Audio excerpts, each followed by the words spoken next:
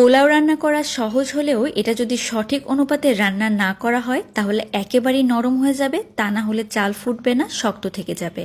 আজকে আপনাদেরকে আমি যেই রেসিপিতে পোলাও রান্না করে দেখাবো, এভাবে পোলাও রান্না করে আপনারা 1 কেজি থেকে শুরু করে 10 কেজি যতটুকু পোলাওই রান্না করেন না কেন একেবারে ঝরঝরে আর পারফেক্ট হবে। বিয়েবাড়ির সাদা পোলাও তৈরি করে দেখাচ্ছি, এই জন্য পরিমাণ মতো সয়াবিন তেল দিয়ে দিলাম, তার সাথে দিয়ে দিলাম দারুচিনি এবং এলাচ। আমি এখানে 3 পট চাল নিয়েছি, 3 পট চালের জন্য 5.5 পট পানি দিয়ে দিলাম, কয়েকটা কাঁচামরিচ দিয়ে দিলাম আর দিয়ে দিলাম স্বাদ মতো লবণ, প্রায় 1.5 চামচের মতো।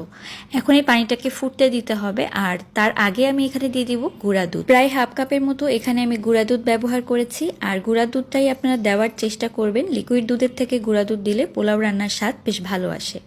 তো আমি 3 পট চাল ভালো করে পরিষ্কার পানি দিয়ে ধুয়ে তারপরে পানি ঝরিয়ে রেখেছিলাম, সেটাকে দিয়ে দিয়েছি। আর এখন চালটাকে একটু নেড়েচেড়ে আমি ঢাকনাটা দিয়ে দিব, আর ঢাকনা দিয়ে প্রায় 5 থেকে 6 মিনিটের মতো এটাকে একটু রান্না করে নিব। আরও একবার নেড়েচেড়ে দিচ্ছি যেন চারিপাশের চালটা খুব ভালোভাবে ফুটে যায়। তো এখন আমি যেটা করব, এখানে দিয়ে দিব ঘি। এটা যেহেতু সাদা পোলাও, আর ঘি পোলাও বলতে পারেন, ঘিয়ের ফ্লেভারটা অনেক বেশি আসবে এই পোলাও থেকে। মানে বিয়ে বাড়িতে যে পোলাওটা রান্না করা হয় একদম ঘি সাদা পোলাও, সেটাই আমি আপনাদেরকে রান্না করে দেখাচ্ছি। ঘি কিন্তু আমি এখানে ব্যবহার করেছি প্রায় 4 থেকে 5 টেবিল চামচের মতো। ঘিয়ের ফ্লেভারটাই পোলাও থেকে আসলে বেশ ভালো লাগে।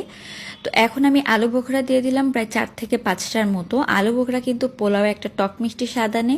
এটা শুধু শুধু খেতে যেমন ভালো লাগে, পোলাও বা রোস্টের মধ্যে দিলেও কিন্তু ভীষণ ভালো লাগে খেতে। তো ঢাকনা দিয়ে আমি আরও 10 মিনিটের মতো রান্না করে নিলাম। আর এখন দেখতে পাচ্ছেন পানিটা কিন্তু প্রায় শুকিয়ে এসেছে, কিন্তু চালটা দেখা যাচ্ছে এখনও অনেকটা ফুটবে। তো এই পর্যায়ে এটাকে কিন্তু দমে দিয়ে দিতে হবে। মানে চালটা একটু টিপে দেখবেন যে চালের ভিতরে একটা শ্বাস মতো রয়ে গিয়েছে। তো এই পর্যায়ে আমি কিশমিশ দিয়ে দিচ্ছি, কিশমিশ কিন্তু অবশ্যই ব্যবহার করবেন। আর দিয়ে দিব বেরেস্তা। কিশমিশ বেরেস্তা দেওয়ার পরে আমি এটাকে ঢাকনা দিয়ে দমে রেখে দেব প্রায় 40 থেকে 45 মিনিটের জন্য। এখন এই দমের মধ্যেই কিন্তু পোলাওটা রান্না হয়ে যাবে। তো আমি এখানে একটু চিনিও দিয়ে দিলাম, কারণ পোলাওয়ের মধ্যে একটু মিষ্টি স্বাদটা কিন্তু বেশ ভালোই লাগে। তো পোলাওটা আমার দম দেওয়া হয়ে গিয়েছে, আর দেখতে পাচ্ছেন পেঁয়াজের বেরেস্তা থেকে কিন্তু খুব সুন্দর একটা রঙও ছেড়ে দিয়েছে। এই পর্যায়ে আপনারা চাইলে একটু কেওড়া জলও ব্যবহার করতে পারেন, তবে আমি যেহেতু সাদা পোলাও রান্না করেছি, ঘিয়ের যে স্মেলটা সেটাই আমার কাছে ভালো লাগে।